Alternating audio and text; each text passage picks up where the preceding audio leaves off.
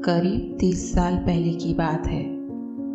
तब मैं और मेरा परिवार गांव में ही रहते थे। वहाँ हमारी बहुत पुरानी कपड़े की दुकान थी। वैसे तो दुकान अच्छी चल रही थी, पर धीरे धीरे नई दुकानों के खुलने की वजह से हमारा धंधा कम हो गया था। आखिर मैंने एक नई दुकान खोलने के बारे में सोचा, पर मुझे गांव में तो कोई ऐसी जगह मिल ही नहीं रही थी जहां मैं अपनी दुकान खोल सकूं।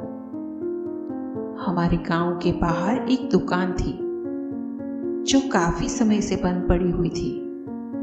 वो जगह मुझे पसंद आ गई, पर वहां से एक नदी बहती थी जिसको लेकर गांव के लोगों में काफी डर था। पहले गांव में जब नल नहीं थे तब औरतें यहीं कपड़े धोने के लिए आया करती थी।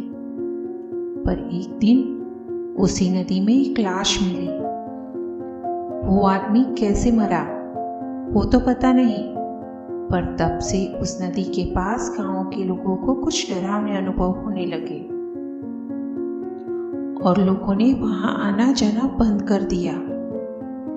इसीलिए मेरे घर वाले भी नहीं चाहते थे कि मैं वहां दुकान खोलूं। पर मैंने फिर भी उसी पुरानी दुकान में थोड़ा बहुत काम करवाया और अपनी नई दुकान खोली।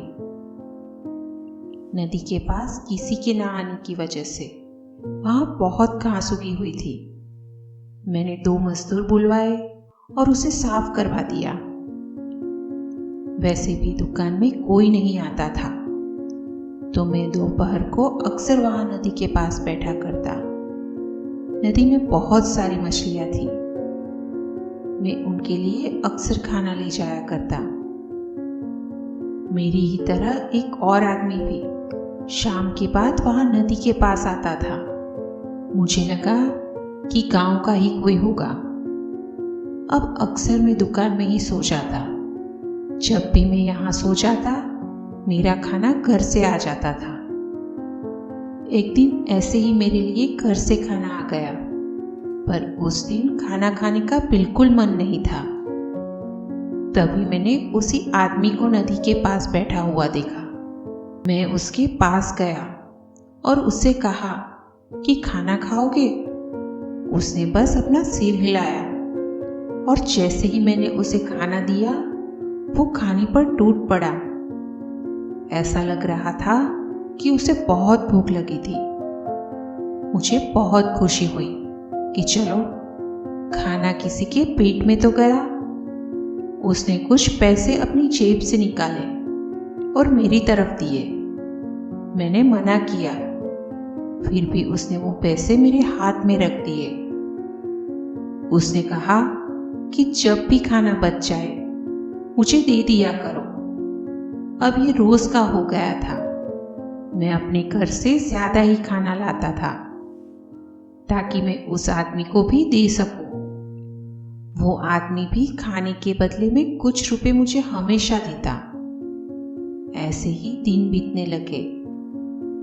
अब मेरी जो गांव की दुकान थी, वो और ये दोनों बहुत अच्छी चलने लगी।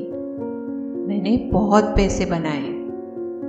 अब मेरी गांव की जो दुकान थी वो बहुत अच्छी चलने लगी थी। इसीलिए मुझे वो नदी के पास वाली दुकान पर आने का समय ही नहीं मिलता था। पर हर रोज मैं रात को उस आदमी के लिए खाना लेकर जरूर आता।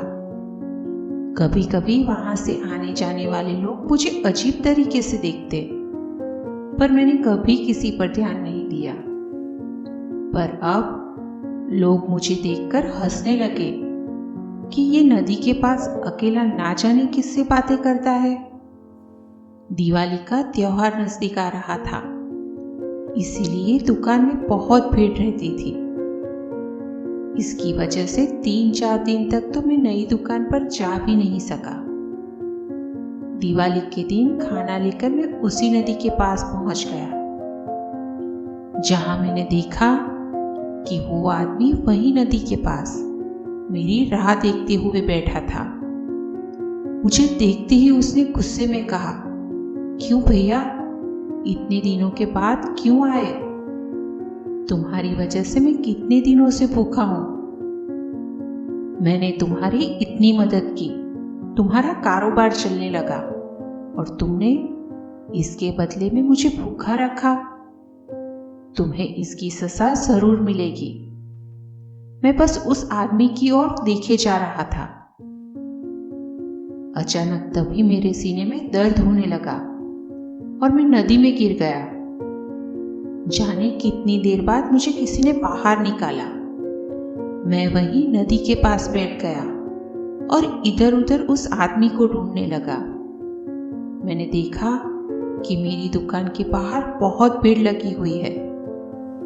सब अंदर अंदर कुछ बातें कर रहे थे। मैं वहां गया पर किसी ने मुझ पर ध्यान नहीं दिया। मैं थोड़ा चलकर अंदर गया तो देखा कि एक आदमी वहीं जमीन पर पेट के बल पड़ा हुआ था। कुछ लोग बातें कर रहे थे कि पैर फिसलने की वजह से नदी में गिर गया होगा। किसी ने कहा कि नहीं, यहाँ इस नदी के पास ऐसी घटनाएं होती रहती है। मैंने उनसे पूछा भी कि हमारे गांव का कोई था, पर किसी ने मुझे जवाब नहीं दिया। मुझे ये बात बहुत बुरी लगी। मैं वापस वही नदी के पास जाकर बैठ गया और कब मेरी आंख लग गई पता ही नहीं चला। जब आंख खुली तो वो आदमी मेरे सामने बैठा हुआ था। उसने मुझसे कहा, सब ठीक है ना? मेरा काम हो गया, अब मैं चलता हूं। जब फिर से ये दुकान चालू हो जाए तो तुम यहीं बैठना। ऐसा बोलकर वहां से गायब हो गया। वो आदमी क्या कहना चाहता था वो मुझे पहले तो समझ में ही नहीं आया। इसीलिए मैंने उसे बहुत आवाज लगाई, पर वो नहीं आया। तभी मैंने देखा कि कुछ लोग उसी आदमी को वहां से ले जा रहे थे। मैंने देखा तो वो बिल्कुल मेरी तरह दिख रहा था। उसे देखकर डर के मारे मेरा पैर फिर से फिसला और मैं नदी में गिर गया। तब से मैं इसी नदी में हूं और राह देख रहा हूं कि आप में से कोई आए और मैं यहां से मुक्त हो जाऊं। दोस्तों, कहानी आपको पसंद आई हो तो वीडियो को लाइक करना और चैनल को सब्सक्राइब करना बिल्कुल भी ना भूलें।